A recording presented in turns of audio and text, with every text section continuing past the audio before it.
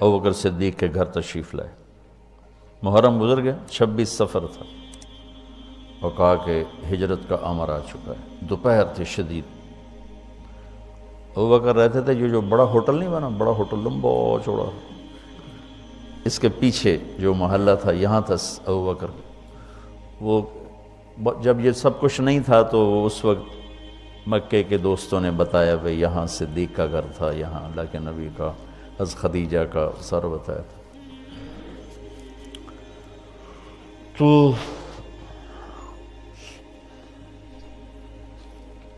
ادھر رات کو یہ سارے لوگ اکٹھے ہوئے اور انہیں گھر کا گھیرا ڈال لیا۔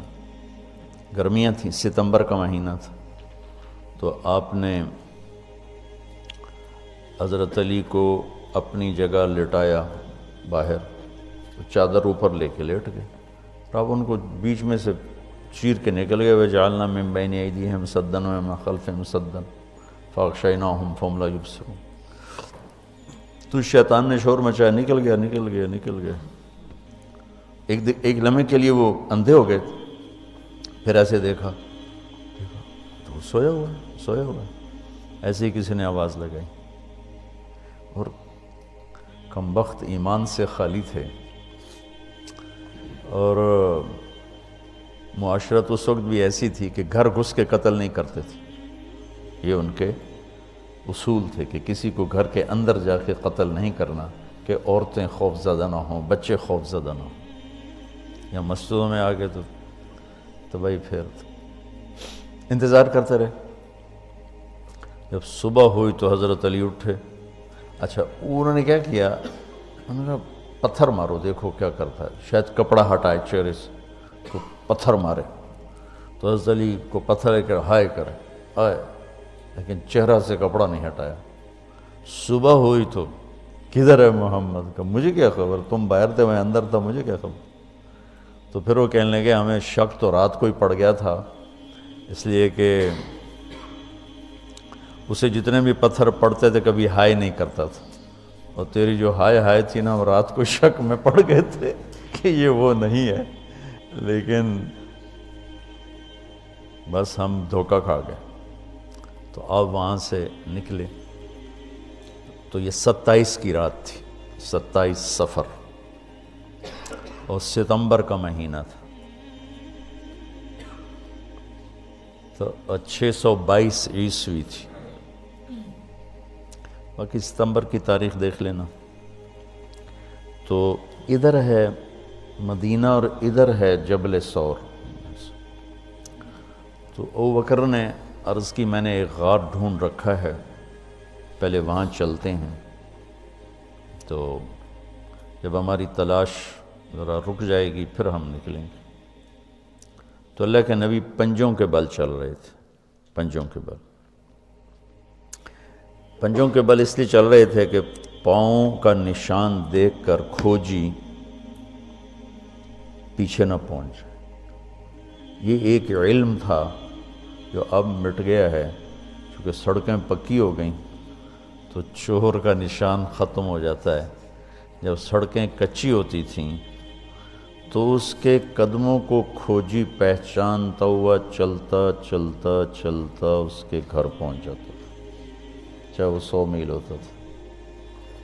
اپنے بچپن میں نے دیکھے کھوجی گاؤں میں رہتے تھے، ایک دفعہ یوں پاؤں دیکھتے تھے بس پھر اس کو لے کے، اب پکی سڑک آ جاتی ہے تو ختم ہو جائے۔ تو یہ کوئی مکہ سے غار ثور 3 میل، تو آپ ایسے جا رہے تھے ایسے۔ ابوبکر کبھی آپ کے آگے چلتے کبھی پیچھے چلتے، کبھی آگے چلتے کبھی پیچھے چلتے۔ تو آپ نے پوچھا یہ کیا کرتے؟ کبھی آگے کبھی پیچھے۔ تو کہنے لگے اخاف الرصد فامشی امامک، اخاف الطلب فامشی خلفک۔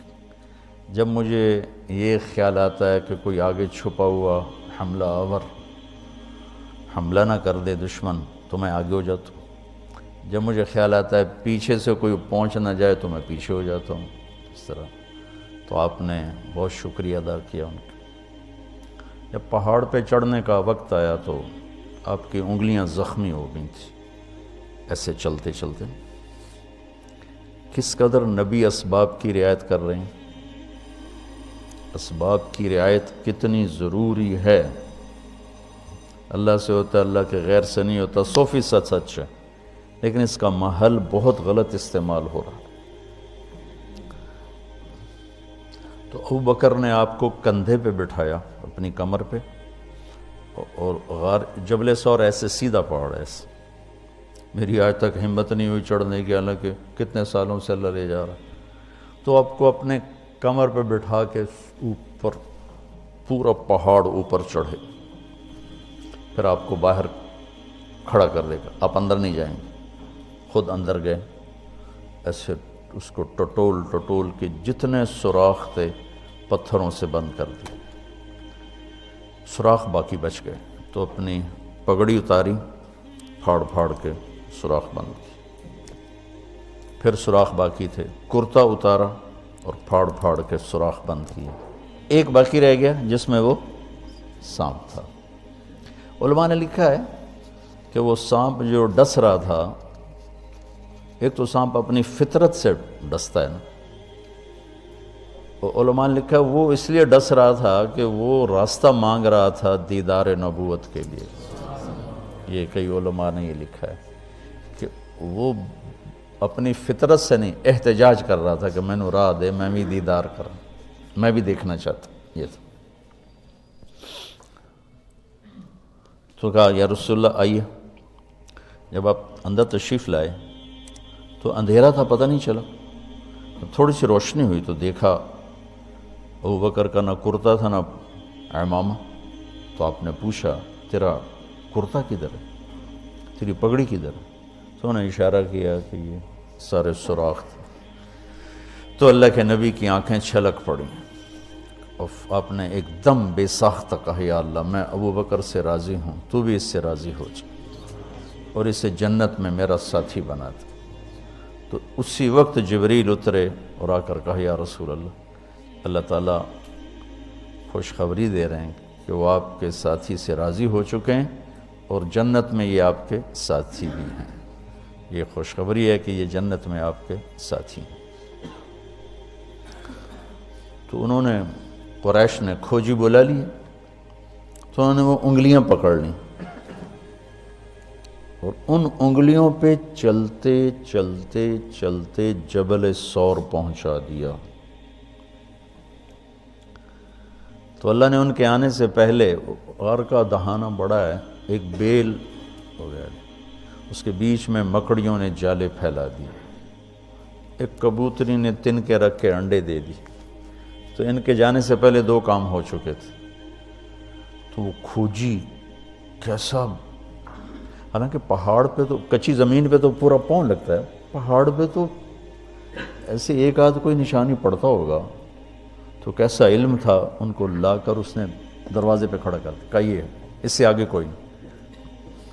تو ابی بن خلف کہنے لگا تیرا دماغ خراب، یہ جالا محمد کی پیدائش سے بھی پہلے کا بنا ہوا ہے، اور تو کہتا ہے ادھر گھس گئے، بے وقوف کہاں لے کے آ گیا؟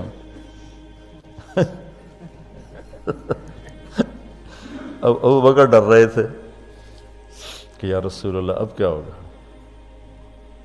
تو آپ نے کہا ما ظنک باثنین اللہ ثالثہما، جن کا اللہ ساتھی ہو ان کو کیا پریشانی۔ تو امیہ بن خلف نے وہیں دروازے غار کے منہ پہ بیٹھ کے اندر منہ کر کے پیشاب کیا، اب دونوں سامنے بیٹھے تھے۔ تو آپ نے مسکراتے ہوئے فرمایا دیکھو اگر یہ ہمیں دیکھ سکتے تو یہ یہاں بیٹھ کے پیشاب کرتا۔ تو انہوں نے آرام سے وہاں پیشاب کیا، وہ سامنے بیٹھے تھے دونوں۔ اللہ نے بیچ میں پردہ ڈال دی۔ قرآن ابوبکر صدیق کے اندر کے جذبے کو بتاتا ہے، لا تحزن،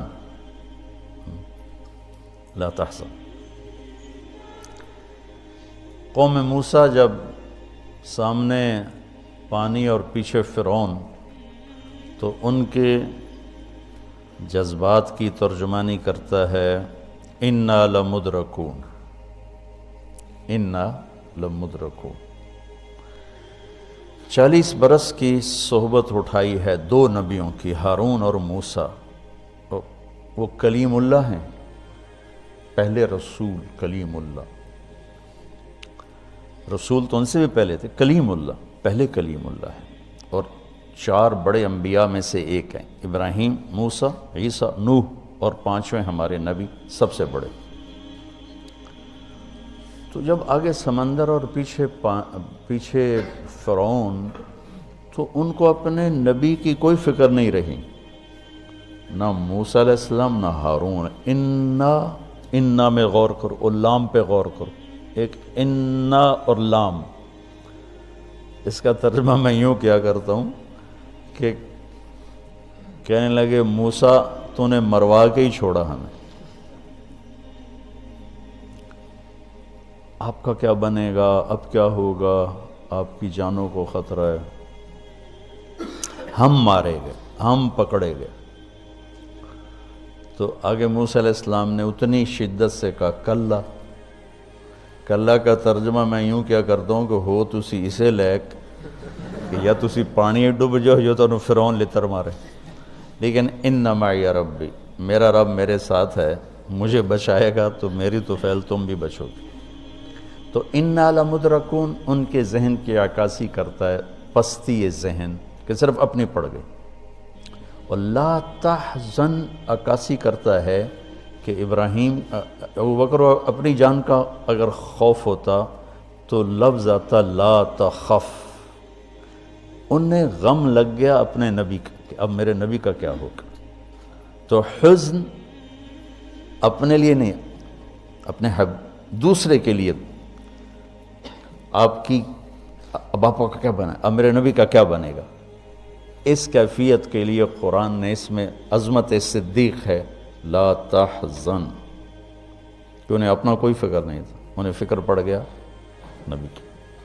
تو انہوں نے کہا ان اللہ معنا، اور ان اللہ معنا، صدیق کو بھی اپنے ساتھ لے لیا، تیرے میرے دونوں کے ساتھ اللہ ہے، فکر۔ موسیٰ علیہ السلام نے صرف اپنے آپ کو لیا ان کے اس جملے کی وجہ سے، ان معی رب، میرا رب میرے ساتھ۔ تو یہ اس امت اور اس امت کا فرق میں آپ کو بتا رہا ہوں کہ دونوں لفظ قرآن میں ہیں، سبحان، کیا کمال ہے۔ اور میں سوچتا ہوں کتنے پست عقل لوگ تھے، اتنے معجزے دیکھ کر 4 قدم چلے تو کہنے لگے اجعلنا الہا کما لہم آلہہ، بالکل ہی بدھو تھے۔ اور اللہ کے نبی فوت ہوئے، اور ابو بکر کا خطبہ سنو، من کان یعبد محمدا فإن محمدا قد مات ومن کان یعبد اللہ فإن اللہ حی لا يموت۔ وہ کہہ رہے ہیں اجعلنا الہا کما لہم آلہہ، موجودگی یہ انبیاء، 2 انبیاء کی موجودگی، اور یہاں وہ دنیا چھوڑ چکے ہیں اور ان کا ایک ادنا خادم اعلان کر رہا ہے، من کان یعبد محمدا فإن محمدا قد مات ومن کان یعبد اللہ فإن اللہ حی لا يموت۔ یہ پرچی یہیں رہنے دینا، کل اس پر تھوڑی بات کریں۔